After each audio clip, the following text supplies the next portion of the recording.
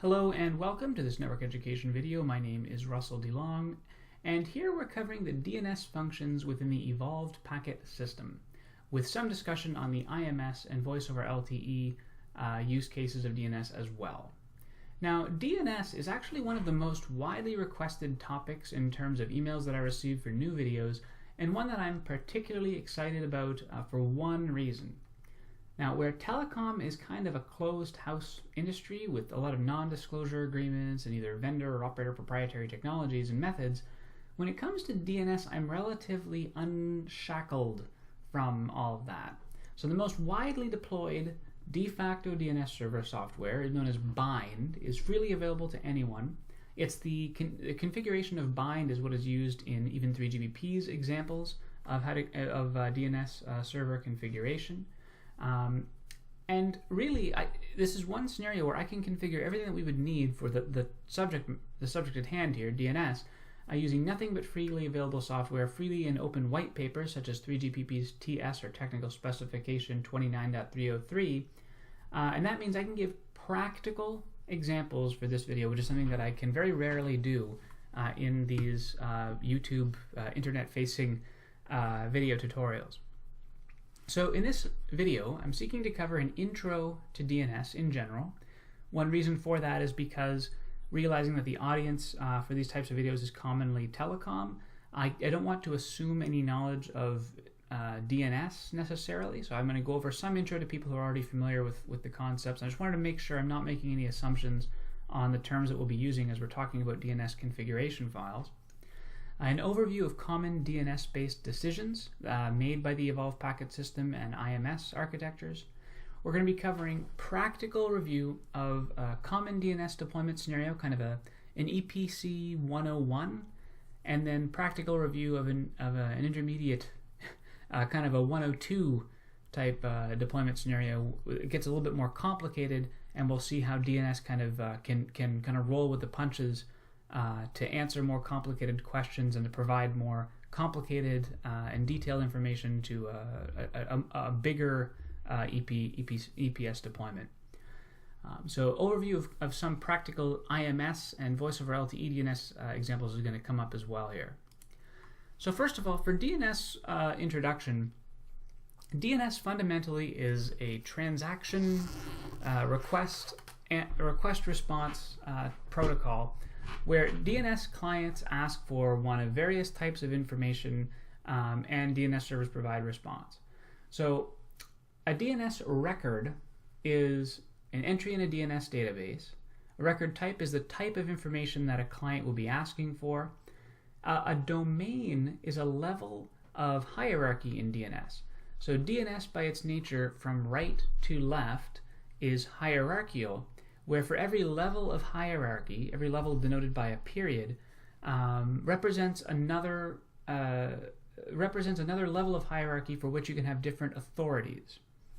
So an authority, the DNS server or servers, which are effectively the horse's mouth for a given level of that hierarchy. So you would have servers which own .com on the internet. Those .com servers would be the authority to say who owns example.com. That example.com would be the authority to answer a question like, what is the IP address of the server www in example.com? Right, so from right to left you have this hierarchical data store across the internet, and 3GPP will make use of this concept of a hierarchical data store to store information about operator P gateways and S gateways and APNs and MMEs and all of that to use in actual like call flows for LTE in the evolved packet system. So mastership I just wanted to include here because it is different than authority, and sometimes when you're deploying DNS you can kind of get these two terms confused. A master is really the server that you would configure and maintain data when you're configuring DNS information in a DNS server for a level of DNS hierarchy. So if you have a master, typically he would be what you configure, and then he would push updates towards the slaves just for data integrity purposes within a group of DNS servers. Now the authority for a domain is different. So you would So typically, a simple deployment, you might have two DNS servers that are acting as redundant authorities for a level of DNS hierarchy, where one of them might be master, one of them is slave. So you would configure the master would update the slave, and they would both, towards the outside world, be authoritative references of information for that level of hierarchy. Right, so there are two different concepts, mastership and authority. You could even have a DNS server kind of behind the authorities. So you might have three DNS servers. One of them is master, and it provides information to the other two servers where those two are the authorities. Right, so the concept of authority and the concept of master are two different things. I just want to make sure that those two terms are understood. If you're ever deploying DNS, those are two terms that often come up. Well, who's going to be the master? Who's going to be the authority for this domain? Just so you understand that those are two different concepts. So at the bottom here I gave types of records, and really this is just to kind of demonstrate the versatility of DNS as a protocol. This is not an all-inclusive list by any stretch of the imagination, but most common example, what's the IP address of a given name? That would be an A record. An AAAA record would be for IP version 6. And then just from the second example, you can get a sense of the versatility. A service record, what interfaces can support this particular service? We'll see that when we start talking about especially IMS-related and SIP-related use cases for DNS. MX records, you're asking about mail servers. So if I have to send an email to hotmail.com, well, what servers can receive that data? That will be an MX record. NS record, I'm asking about DNS servers that can give information for a domain. AXFR, this would be a zone transfer that would be, tell me everything you know about this domain. My point here is not to kind of educate on every type of record. My point is really just to illustrate you can ask very, very different questions of a DNS server and get very different answers. So it's not just as simple as what's the IP of X. Do not think of DNS as an IP address resolution protocol, because that's not anywhere near the full scope of what the protocol itself is capable of, and not the full scope at all of what we're going to be using it for in the Evolved Packet System. Basic idea of DNS. DNS clients ask questions to DNS servers. Many different types of questions exist. DNS servers seek to get answers from the authority of a given level of DNS domain. So as a client, let's use the example of a Windows PC where you open a web browser and type www.example.com. As a client, you're a bit abstracted from most of this. The Windows client perspective is just asking a question from its local DNS server or servers and getting an answer. But those DNS servers have the job of kind of recursively looking up all of this information. So if you're a DNS server, you're receiving a request for www.example.com. Your first question is going to be who owns .com. Once you get an answer to that kind of a question, you would ask, okay, well, who owns example.com? So you would ask that to the .com authority. Then you would get the IP information for the server, which is authority for example.com, and you would ask that server, okay, can you give me information about this server named www and what IP does it have? So it's commonly used to resolve IPs. This is just one use case. We went over that. But it's a recursive lookup. Just want to give you one quick example of that, actually. So this is a DNS server, one that I threw together pretty quickly. And I'll use it right now just as a DNS client using a very common DNS utility called dig. You use this to do DNS lookups and to trigger specific DNS questions you want answers to. I'm going to do a dig on 8.8.8.8, which is the well-known DNS server IP address of Google. And I'm going to ask the Google DNS server for www.example.com as an A record. So I want to know the IPv4 address. And I'll get an answer, and this is the IP. Right? Simple enough. I could ask for the quadruple A record, and I'll get an IPv6 address for example.com. But if you're a DNS server, you're going to be asking for more than that. You might be asking who is authority for, actually, to go in the real order of things. So I'm going to ask for who is the authority for the whole internet DNS hierarchy, and I would get these servers, which incidentally, so you see the answer, there's 13 answers to my question of what name servers, what DNS servers exist to provide authority information for just dot. So the very, very top of DNS hierarchy in the internet, and I get the root DNS servers of the internet, these 13. And if I can ask about com, so there's an implicit dot, by the way, in your normal queries. So if you go to www.example.com, you're really going to www.example.com. Dot is the just implied root of DNS. So I'm asking for .com, I get these servers. I would go and ask those servers for information about example.com. So these are the two DNS servers which are authoritative for example.com. And now if I'm a DNS server, I would ask them and say, okay, at a.iana servers.net www.example.com. And I want its IP address. And they give it to me. Right? So that's just to give you an example of the recursive lookup nature of DNS as we use it as a DNS server. In the Evolved Packet system, the main DNS client is going to end up being the MME, where you will rarely see DNS in arrows and 3GPP call flows, but it is kind of the unsung hero here. So an MME has a whole lot of questions that it needs to get very quick and dynamic answers to. You have a device that's attaching to your network. Let's say it's a roaming scenario. A device attaches to your network and you need to learn about some other operator's P gateway on the other side of the world. Well, how do you know what the IP address of that P gateway is? That was the classic question in the GPRS architecture, where all you needed to know was the IP address of the GGSN. But here you need to know things like, well, the Evolved Packet System supports GTP and it supports PMIP. Those are not cross-compatible technologies. So I don't just need to know what P gateway can serve this APN that the user is asking for. I need to know what P gateway can serve it, and I need to know what protocols it supports. Because I need to also know what protocols my S gateway supports, so I can make sure that I'm going to pair these two, the S gateway and the P gateway, with compatible technology. So I don't steer an S gateway that only supports PMIP to a P gateway that only supports GTP. So I need to learn more about a P gateway, and I need to learn more about an S gateway than I used to need to, because the EPS is simply more capable is more flexible, let's say, than the GPRS architecture was. So the information that an MME needs to learn about P gateways, about S gateways, the information that eNodeBs need to learn about MMEs, potentially about even other eNodeBs, it becomes more, because EPS is more flexible, the information that these systems need to learn about other systems is greater, and thus DNS becomes more important and more complicated than it was traditionally with GPRS. So classic questions that MMEs will ask as kind of the main DNS clients in the Evolved Packet system wants to know what P gateways can serve an APN, where an APN is the question and service information about a P gateway is the answer. It wants to know what S gateways can serve a given tracking area,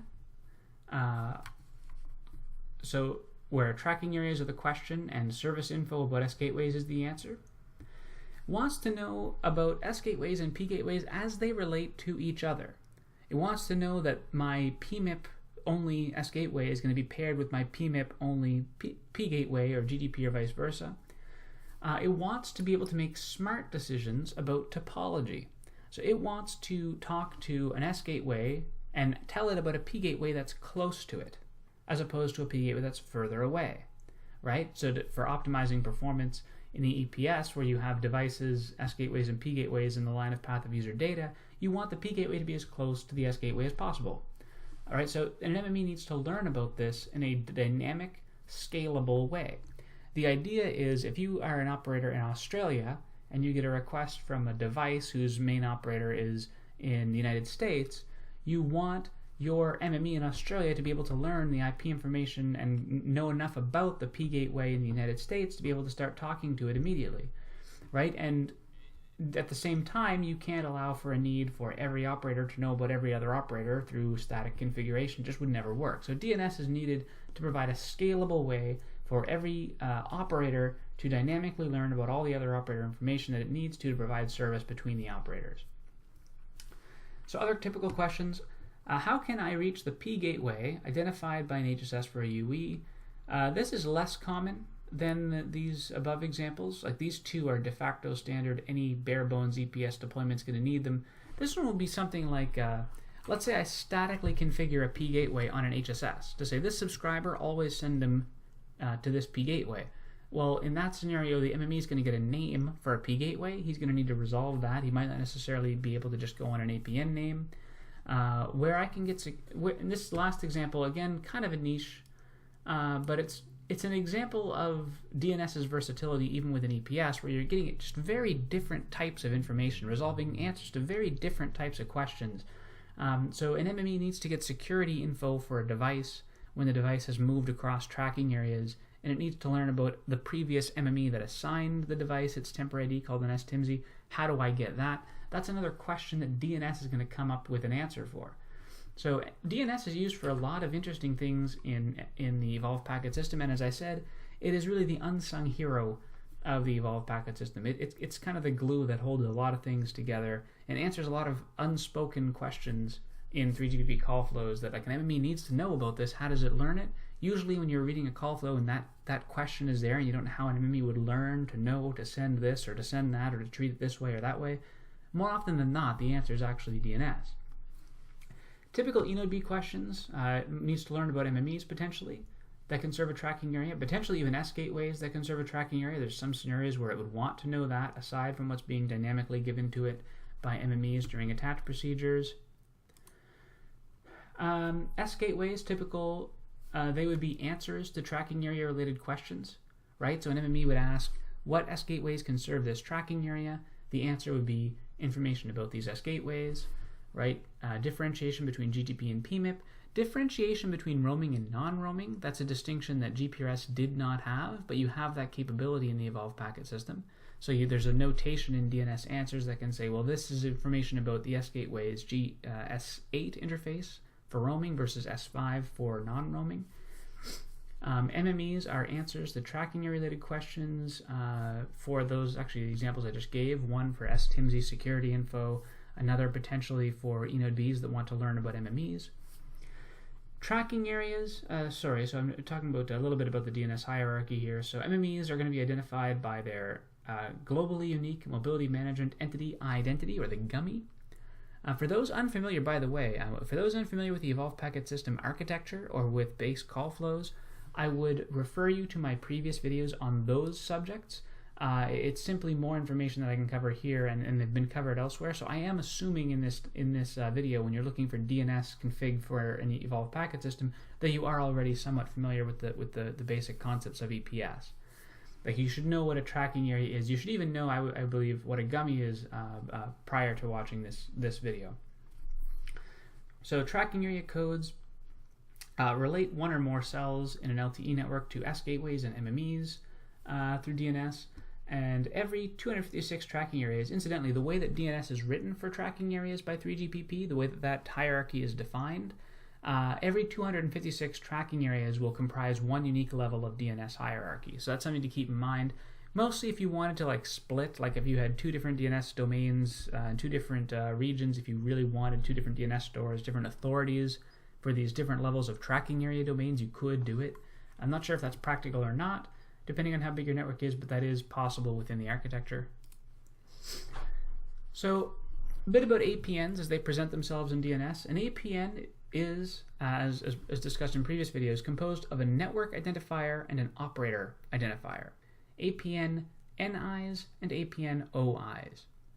So internet.apn, this first one, the red is the NI, that is that which the device requests by name, or that which an HSS would give information on by name, that which an MME would be configured with by name. So the APN NI is what you would typically, most common scenario, would see requested by a device by name when it's asking for a particular service as an identifier. That's what the phone would see in its configuration, the red part. The blue part is learned dynamically based on the IMSI number that the MME sees come in for that particular request. So the IMSI number is the identifier of the SIM card. The first 5 or 6 digits, depending, is the MCC and MNC number, or the PLMN ID, of the operator who issued that SIM card.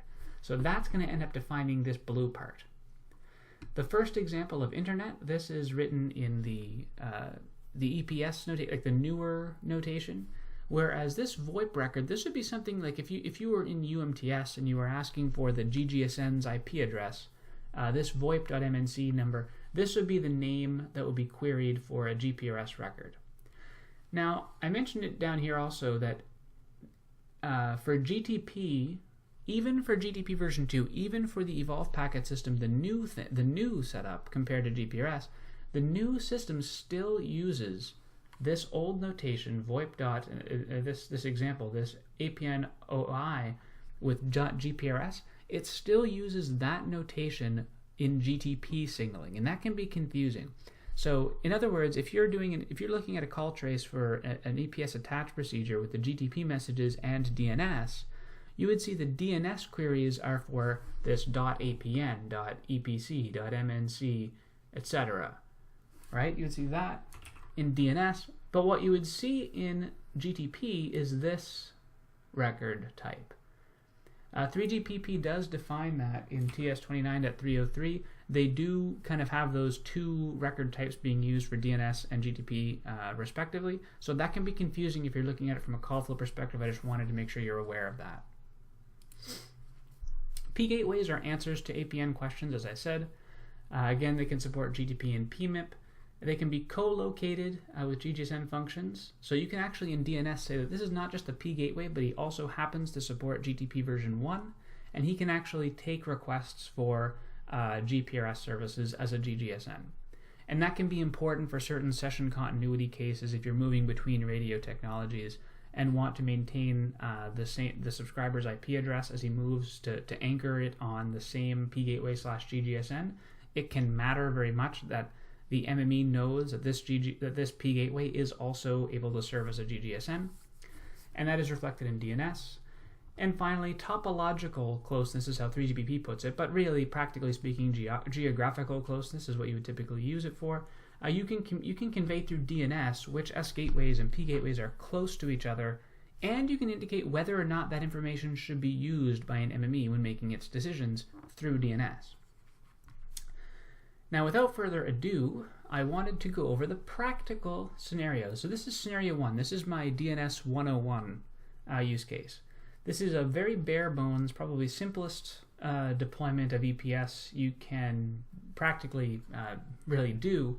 2 MMEs, 2 S gateways, 2 P gateways for redundancy. And this is just a simple active-passive scenario. So when you read these DNS objectives, I want MME 1 and S gateway 1 to be the active MME and S gateway for the tracking area, and I want the others to be used as a backup. And I want my P gateway number 1 to be active for my destination PDN, referenced by an access point name or an APN, and I want my P gateway 2 to be a backup. So the 1s are active, the 2s are passive. How do we make this diagram happen? How do we program that logic into DNS? That is the question. And for that, we go to our practical scenario. So, again, this is my DNS server that I've configured with basically these DB files. These are DNS configuration or zone files, as they are often referred to, for each one of the PLMNs that we're going to be talking about. So this scenario is going to be my 101 zone file. So I'm going to open that file. This is a DNS configuration file. My colors are custom, so you might not see exactly these colors if you just installed bind on a DNS server to try this out. So this configuration file I just wrote myself here. Not too much effort. The first lines, I just want to go over a basic DNS configuration file. This top is everything what you would see in any DNS config file, and then afterwards we'll go into the APNs and the tracking areas and so forth. So what you would see in any file is up here, TTL. I'm just going to go from the top down. TTL defines the default time to live. So this is 3D, which means 3 days. So if I don't explicitly say in a DNS record that I want this to age out every hour or every 20 minutes, automatically assume it's 3 days. That's what this line says. Now this next line says how to interpret unqualified names. Now what that means, like right here I'm saying this is essentially the zone, epc.mnc101.mcc101.3gppnetwork.org. That's the level of DNS hierarchy that this zone file is going to refer to. This is the level of hierarchy that I'm defining in this file. But this origin statement says that if I have a record called, let's say, example, let's say I want to make an A record of example.epc, etc., and have it have an IP address of 1.1.1.1, Well, in order to do that, I could write it one of two ways. I could either write example dot EPC dot MNC, etc., etc., etc., or I could just write example. This origin statement says what to add implicitly to the end of any record where I'm not ending it with a dot. If I end it with a dot, I'm calling, and again, DNS hierarchy is always right to left, so if I put that dot there, I'm saying at the very beginning, at the very root of the DNS hierarchy, and then right to left, just example. So that's a fully qualified domain name, and the entire name is the word example. Whereas if I remove that dot, the name is example.epc.mnc101.mcc101, and so forth. So to save on typing, you can define an origin statement and then just have records implicitly inherit that long name, or you can just manually configure the entire long name for every single record. The choice is up to you.